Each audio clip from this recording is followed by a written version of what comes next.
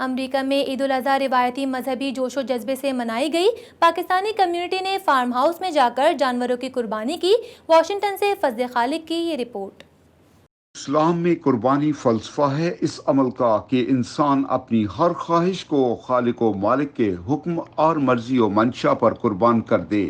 عید قربان نام ہے اس جذبے کا جو کہ مسلمان اپنی ہر پیاری چیز کو اس ذات باری تعالیٰ پر قربان کرنے کو ترجیح دیتے ہیں جو کہ اس کائنات کا مالک ہے۔ دنیا بھر کے مسلمان سنت ابراہیمی ادا کر کے اس عزم کا اعادہ کرتے ہیں کہ خدا تعالیٰ کی رضا کے سامنے ہی ہماری رضا ہے۔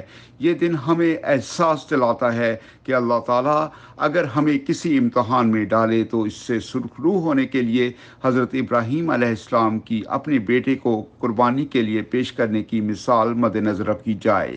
امریکہ کی 50 ریاستوں میں مسلمانوں کی تعداد لگ بھگ 40 لاکھ ہے جو کہ عید الفطر اور عید الاضحی کی خوشیاں منانے کے لیے عید بازاروں میں جاتے ہیں اور خریداری کرتے ہیں۔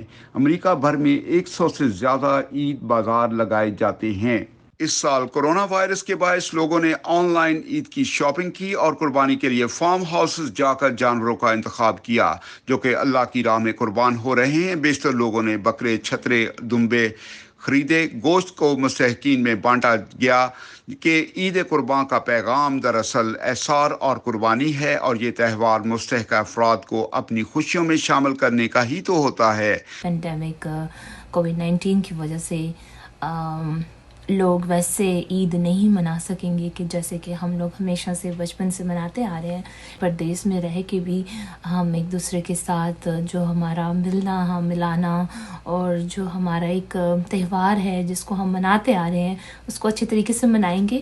امریکہ میں 2200 سے زائد مقامات پر عید کی نماز ادا کی گئی۔ امریکی مسلمانوں نے عید کے اجتماعات میں SOPs کی مکمل پابندی کر کے دنیا بھر کو یہ پیغام دیا کہ مسلمان ایک باوقار قوم ہے اور اسلام قیامت تک کے لیے پوری کائنات کا عظیم درس دینے والا ہے۔ Fazal Khaliq, voice of South Asia, میریلینڈ۔